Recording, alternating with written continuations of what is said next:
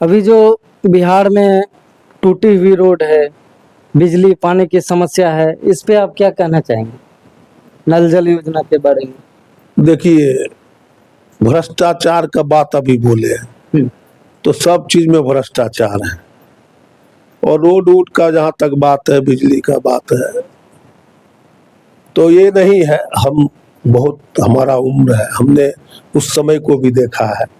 हमारा इलाके में बहुत जगह जो है हम लोग नहीं जा पाते थे, सड़कें बनी है, बिजली की व्यवस्था हुई है, ये सब सही है। नमस्कार। अभी मेरी मौजूदगी रुपौली विधानसभा क्षेत्र के रुपौली में है। अभी हमारे पास जो शख्स बैठे हुए हैं, इसको तुच्छ रूप से मत देखिए, क्योंकि ये काफ़ी दिनों से राजनीति से जुड़े हुए हैं। अभी मैं इनसे जानने का प्रयास करता हूँ, राजनीति आगे बिहार विधानसभा का जो चुनाव होने वाला है, इसमें इसकी क्या भूमिका होने वाली है, एवं ये जो है बिहार चुनाव को लेकर कितना सक्रिय है। सबसे पहले तो सर स्वागत है आपका। धन्यवाद आपको भी, आपके चैनल को और आपके माध्यम से आम लोगों को भी। सर, आप बहुत दिन से राजनीति को छोड़ के कहाँ चले गए थे, जो अभी कुछ सक्रिय हुए? राजनीति छोड़ नहीं दिए थे, बल्कि थोड़ी सक्रियता कम हो गई थी। कारण ये कि कुछ व्यक्तिगत भी था, और फिर बिहार के जो राजनीतिक परिदृश्य था, वैसे में हमारे जैसे लोग को थोड़ा अजीब लगता था, क्योंकि हम तो शुरुआती दिनों में वामपंथी राजनीति में थे।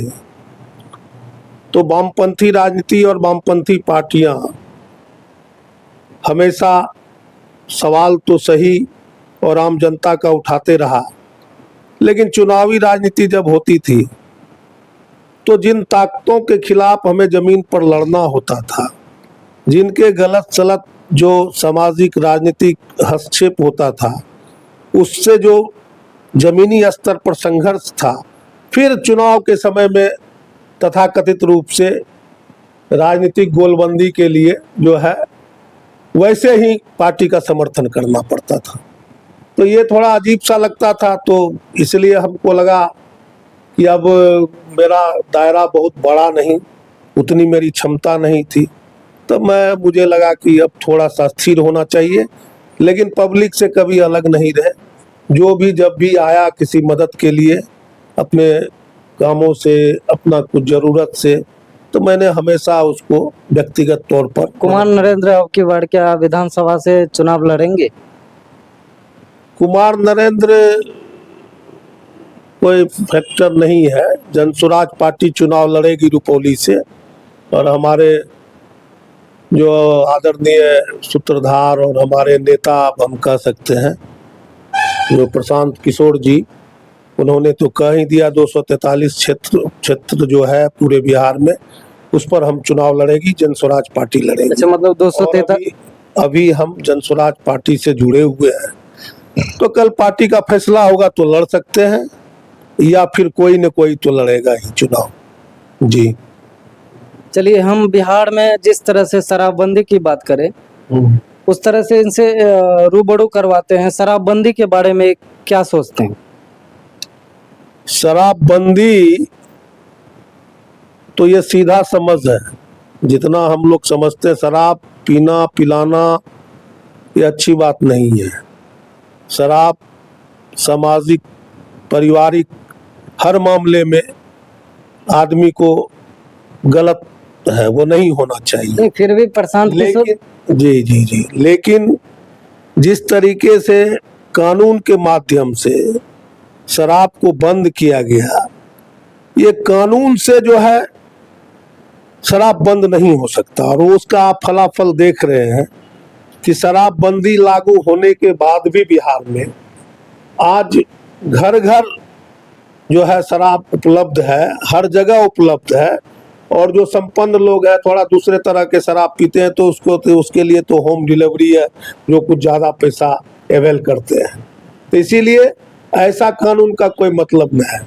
जहाँ तक बात है शराबबंदी, हमारे राष्ट्रपिता महात्मा गांधी, आदरणीय बापू ने भी शराब नशा के खिलाफ अपने जीवन काल में और बाद में भी एक अभियान चलाया था। तो सवाल है कि कानून से बंद नहीं करके बल्कि तमाम राजनीतिक और सामाजिक संगठनों को शराब बंद करने के लिए, शराब नहीं अपनाने के लिए, शराब नहीं पीने के लिए या नशा मुक्ति के लिए एक अभियान चलाना चाहिए, अवेयरनेस का, जागरूकता का। और आदमी के अंदर में जब यह स्वतः आ जाएगा कि शराब पीना या नशा करना गलत है हमारे लिए, हमारे परिवार के लिए और देश और राज्य के लिए, तो लोग स्वतः छोड़ देंगे।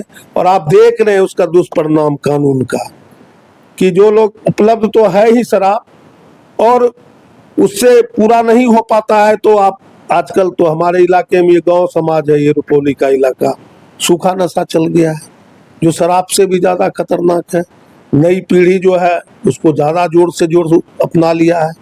नहीं, प्रशांत किशोर जी जहाँ कहीं भी भाषण में जाते हैं तो खुलेआम बोलते हैं जनसुराज पार्टी की सरकार बनती है 1 घंटे के अंदर शराब बंदी को हटा दिया जाएगा। इस पर आप क्या कहना चाहें?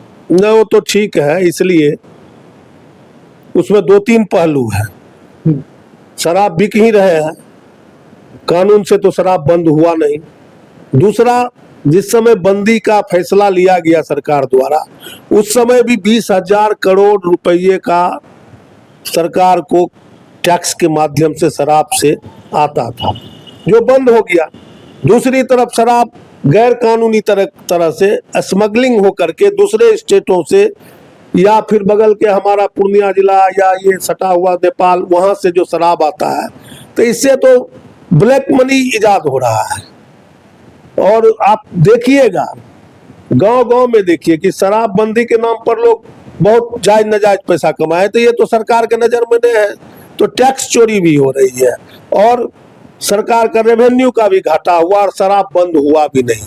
तो इसलिए ऐसे में हमारे नेता का कहना सही है कि हम उसको अगर सही तरीके से, जो पहले जिस तरह से, और उसको और भी व्यवस्थित बनाते हुए अगर उपलब्ध करा दे, तो जिसको पीना है पियो, नहीं पीना नहीं पियो।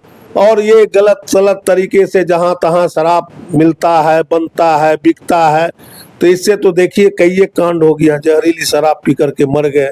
तो अगर जिसको शराब के बिना नहीं रह सकता है, तो उसके लिए कानूनी तरीके से जो है उपलब्ध करा दिया जाएगा। तो इसीलिए हम ये कर देंगे। और उसके बाद बोलते हैं कि उसके जो रेवेन्यू आएंगे, उससे जो टैक्स आएंगे, उसको हम स्पष्ट, हमारे नेता बोलते हैं कि उसको हम बजट से अलग रख करके एजुकेशन पर खर्च करेंगे, बच्चों को पढ़ाने लिखाने पर अलग से व्यवस्था करेंगे। बिहार में वोटर लिस्ट पर घमासान मचे हुए 65 लाख लोगों का नाम वोटर लिस्ट से हटा दी गई है। इस पर आप क्या कहना चाहेंगे? उस पर मेरा ये कहना है, कुछ तो बात देखिए, हवा में कोई बात नहीं होनी चाहिए। सच्चाई ये है कि कुछ लोगों का नाम तो 2 जगह रहता है, जो लोग शहर में रहते हैं, गांव में रहते हैं। तो ये इस चीज का दबाव बनना चाहिए पूरे मशीनरी पर, चुनाव कमीशन पर, चुनाव आयोग पर, कि आप उसको वेरीफाई कीजिए। और जहां तक मेरा मानना है कि ये मुद्दा जो है, जिसका भी नाम कटा है, तो उसका तौर तरीका है, उससे आप आवेदन देंगे फॉर्म 6 भर करके, तो निश्चित रूप से आपका जुड़ जाएगा, वेरीफाई हो जाएगा। और अगर एक आदमी का 2 जगह नाम है और वो कटा है, तो वो तो सही हुआ है ना। एक आदमी तो पूरे देश में कहीं एक जगह ही वोटर रह सकता है, 2 जगह तो आप वोटर नहीं हो सकते हैं। तो ये तो सही बात है। जैसे मैं अभी रुपौली में रहता हूँ, लेकिन मैं शुरू से ही अपने बगल में गांव है, गांव के वोटर लिस्ट में नाम है, वहां भी रहता हूँ, यहाँ भी रहता हूँ, तो यहाँ का वोटर नहीं हूँ इस बूथ एरिया का। मैं अपने गांव में जहाँ जो पैतृक निवास है, जो वहाँ भी रहता हूँ 6 महीना साल भर, वहाँ भी रहा 2-4 दिन, यहाँ भी रहा, तो वहाँ के वोटर लिस्ट में मेरा नाम है और पहले से ही कहीं नहीं है दूसरे जगह। तो ये तो होना चाहिए। तो जो हो रहा है, और वो वो ठीक है कि वो संवैधानिक संस्था है, तो उसको ऐसे कुछ नहीं है। और किसी के पास कोई अगर ऑथेंटिक जानकारी है तो उसको देना चाहिए, उसको पब्लिश करना चाहिए और उसको जांच होनी चाहिए। और कोई जानबूझ के गलत किया है तो उस पर जो होता है कानूनी प्रोविजन में एक्शन होना चाहिए। अच्छा, प्रशांत किशोर जी एक बात और बोलते हैं, जो कि पलायन को लेकर। हाँ। प्रशांत किशोर जी जहाँ भी जाते हैं बोलते हैं 1 साल के अंदर पूरी तरह से बिहार से पलायन को रोक दिया जाएगा। कैसे रोक देंगे 1 साल के अंदर पलायन को? इसलिए रोक देंगे कि हम जानते हैं और हमारे नेता भी जानते हैं, अभी सिर्फ मजदूर का पलायन नहीं होता, जो शरीर से कमा के खाने वाला है उसका ही पलायन नहीं होता, बल्कि हमारे बच्चों का भी पलायन होता है। पढ़ने लिखने का भी कोई व्यवस्था नहीं है हमारा बिहार में। अगर देश के अंदर में भी जो बड़े बड़े जो हायर इंट्रेंस का एग्जाम है उसमें अगर अपियर होना है बच्चे को, तो उसका जो टेक्निक है, उसका जो तौर तरीका है, उसको सिखाने के लिए बिहार में बिहार के ही शिक्षक दूसरे स्टेट में, राजस्थान में, दिल्ली के अंतर्गत पढ़ाते हैं, लेकिन बिहार में उस तरह का कोई माहौल नहीं है। तो जो है मतलब वो है।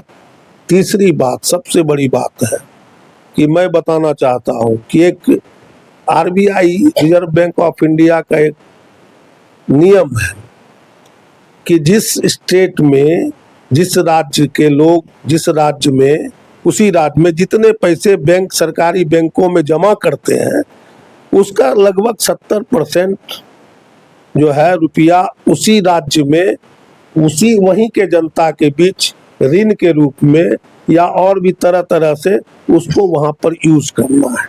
अभी जो बिहार में है मुश्किल से 40% रुपया ही बैंक बिहार में ये यूज करता है ऋण देने के रूप में। और आप तमाम लोग जानते हैं ये सच्चाई है, ये सरकार का कमजोर पक्ष है और नहीं करना चाहता, इसीलिए बैंक भी उस तरह का सहयोग नहीं है। सिर्फ दलाली करके तो 30-40% बैंक ऋण देती है, और उसमें भी किस तरह से सिस्टम है उस पर बहुत ज्यादा बोलेंगे तो आपका ये हो जाएगा। तो उसका हिसाब जोड़कर देखा गया तो प्रत्येक साल 2.5 लाख हजार करोड़ रुपया बिहार से दूसरे स्टेट में चला जाता है। जो मान्य नियम है 70%, उससे ज्यादा गुजरात हो, तमिलनाडु हो, कर्नाटका हो, आंध्रा हो, तेलंगाना है, वहाँ 90, 95, 100% वहाँ 100 में 100% वहाँ के लोगों को बैंक मदद करती है। और इस सरकार के संरक्षण में बैंकिंग कमेटी है हर राज्य में, उसके चेयरमैन मुख्यमंत्री होते हैं। हम उतना नहीं जानते, लेकिन फिर भी जहाँ तक मुझे है उसका विधिवत कभी ब्यूचिंग नहीं होती है।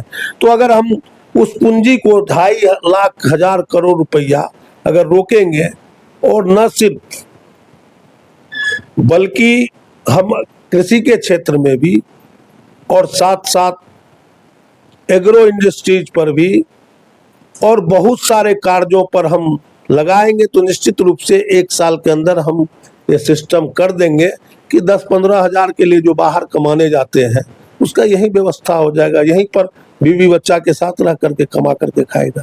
बिहार में जो बाढ़ आती है उसमें लाखों करोड़ों की जिंदगी तबाह हो जाती है। बिहार में लगभग 50% है जो कि बिहार से पूरे परेशान होते हैं। बिहार में बाढ़ को कंट्रोल करने के लिए जनसुराज के पास क्या तरीका? तरीका तो बहुत है और मोटा मोटी 2-4 लाइन में बताना चाहते हैं। बाढ़ आज की बात नहीं है, देश आज़ादी के बाद ही और उसके पहले भी बाढ़ आते, कोसी की, विभीषिका और इस तरह के दर्जनों नदियां हैं जो बिहार को, खास करके उत्तर बिहार, इस तरह से रोकी बाढ़ को। बता रहा हूँ, जो है तबाह और बर्बाद। आप देखें कोसी योजना चली थी एक समय में, अभी बंद है। अब तो वो लूट हुआ, इरादा सही नहीं था। और हमारा पूरा एनालिसिस किया हुआ है, खास करके हमारे सूत्रधार प्रशांत किशोर जी तो पैदल पैदल गांव गांव घूमे हैं, पूरे बिहार घूमे हैं, तो पूरा और विशेषज्ञों के साथ घूमे हैं। तो इसमें ये पूरा बिहार का जो है 3 हिस्सों में हम बांटते हैं। ये नॉर्थ बिहार, उत्तर बिहार का जो इलाका है जहाँ बाढ़ हर साल आती है और कुछ न की भयावह, मतलब जल जीवन है, लेकिन 4 महीना यहाँ जल जो है बहुत उत्पात मचाता है और हम लोग तबाह और बर्बाद हो जाते हैं। मध्य बिहार का इलाका जो अभी का बिहार है, वहाँ जल जमाव का है। और दक्षिण बिहार जहाँ जो है मतलब सूखा का प्रॉब्लम होता है। तो हमारा जनसुराज का मामला है, और हमारे नेता हम सभा में भी बोलते हैं कि, और इंटरव्यू में बोलते हैं कि वाटर ग्रिड का स्थापना करेंगे, सारे बिहार के नदियों को जोड़ने का काम करेंगे। उसका जैसे बिजली का सप्लाई ग्रिड के माध्यम से होता है, तो हम वाटर ग्रिड बनाएंगे, बड़े पैमाने पर योजना बनाएंगे जल प्रबंधन करने के लिए। और उचित तरह से जल प्रबंधन जब करेंगे तो जिस इलाके में बाढ़ आता है तो बाढ़ भी बंद होगा, जिस इलाके में सुखाड़ होता है तो वहां के खेत में पानी भी जाएगा। इसी का ये मेरा पूरा योजना है। बिहार में बहुत सारे आदमी बोलते हैं ये जो जनसुराज की पार्टी नई नई पार्टी है, ये हवा है, इलेक्शन के बाद उड़ जाएगी। इस पर आप क्या कहेंगे? अब ऐसा बोलने वाले को तो मैं कुछ नहीं कह सकता हूँ। आप मेरी ही बात लीजिए। अभी मेरा भी अच्छा खासा उम्र हो गया है, अब हम बुजुर्गियत की ओर हैं, तो हम लोग उड़ के कहाँ चले जाएंगे। और जनसुराज और जनसुराज से जुड़े हुए दर्जनों सैकड़ों हजारों साथियों को मैं व्यक्तिगत रूप से जानता हूँ जो जमीन पर काम कर रहे हैं। और जनसुराज का जो प्रोग्राम है, जनसुराज का जो सोच है, उसके साथ हम लोग सब कनेक्ट हो गए हैं। तो हम लोग कहीं जाने वाले नहीं हैं। जनसुराज तो एक विचारधारा लेकर के आया है जो बिहार का तकदीर और तस्वीर बदलने के लिए कृत संकल्प है।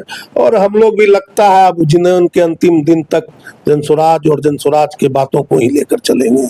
नहीं, लालू यादव भी बोलते हैं अगर तेजस्वी यादव सत्ता में आते हैं तो बिहार की दशा और दशा दोनों बदल देगी। तेजस्वी यादव के बारे में क्या सोचते हैं?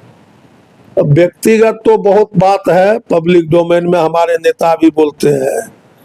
सवाल यह है कि कोई क्या सोचेगा, ये बड़ा बात नहीं है। आपके पास क्या विजन है।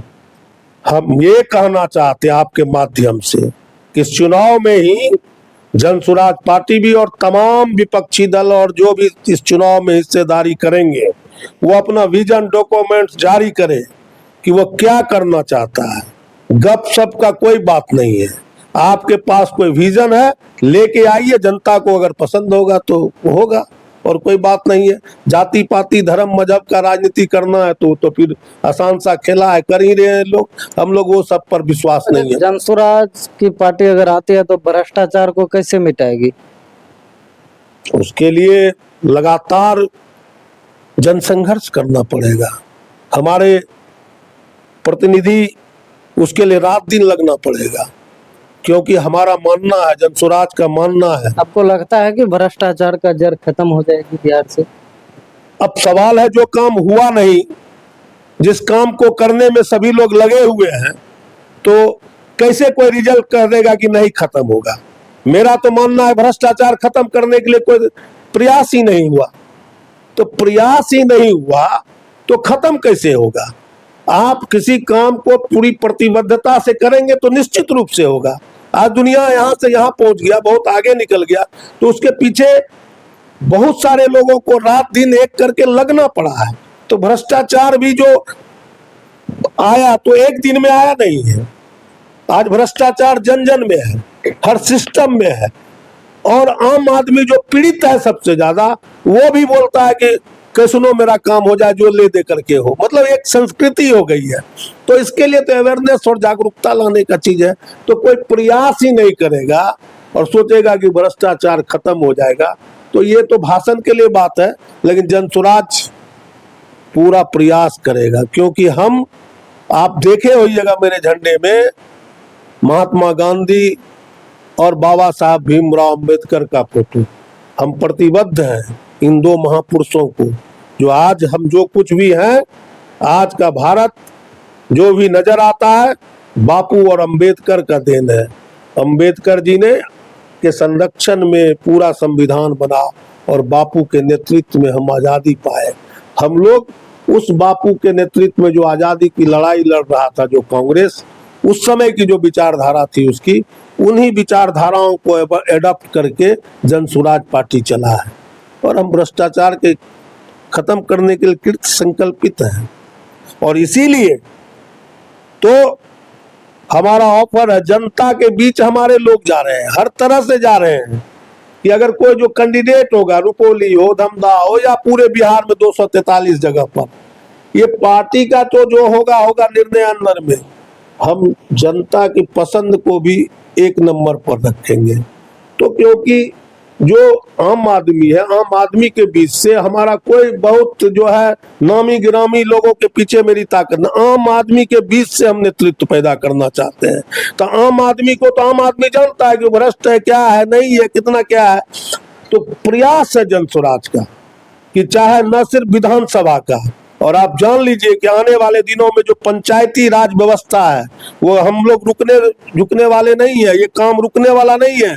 विधानसभा का चुनाव खत्म हो जाएगा तो जन स्वराज का गतिविधि बंद नहीं होने वाली है। हमने स्पष्ट बोला है कि 2026 में जो पंचायती राज व्यवस्था का चुनाव होगा उसके भी प्रतिनिधियों का हम चयन करेंगे, संगठित करेंगे और अच्छे लोगों को, क्योंकि हम जानते हैं कि ग्राम लेवल से, पंचायत लेवल से जब तक सही लोग सही सोच लेकर के जनप्रतिनिधि नहीं बनेंगे तब तक कुछ भी नहीं होने वाला। कुमार नरेंद्र किस जगह से चुनाव लड़ने वाले हैं?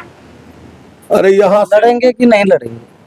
नहीं, पार्टी का आदेश होगा तो निश्चित रूप से लड़ेंगे, और लड़ेंगे तो पार्टी संभवतः रुपौली से लड़ाएगी तो लड़ेंगे। हम हैं संभावित प्रत्याशियों में से। अभी जो बिहार में टूटी हुई रोड है, बिजली पानी की समस्या है, इस पे आप क्या कहना चाहेंगे? नल जल योजना के बारे में। देखिए, भ्रष्टाचार का बात अभी बोले हैं तो सब चीज में भ्रष्टाचार है, और रोड वोड का जहां तक बात है, बिजली का बात है, तो ये नहीं है। हम बहुत, हमारा उम्र है, हमने उस समय को भी देखा है। हमारा इलाके में बहुत जगह जो है हम लोग नहीं जा पाते थे, सड़कें बनी है, बिजली की व्यवस्था हुई है, ये सब सही है। लेकिन योजनाओं को लागू करने में भ्रष्टाचार है। एस्टिमेट वगैरह भी बहुत सारी बात है, गलत तरीके से बनता है। 10 रुपये का बनाने का है तो उसका 20 रुपये का किया जाता है। ये सब भ्रष्टाचार है। लेकिन जो काम हुआ है ऐसा नहीं है कि साफ एकदम कुछ नहीं है, काम तो हुई है लेकिन उसमें पूरा भ्रष्टाचार है। तो जितनी उसकी गुणवत्ता होनी चाहिए वो नहीं है।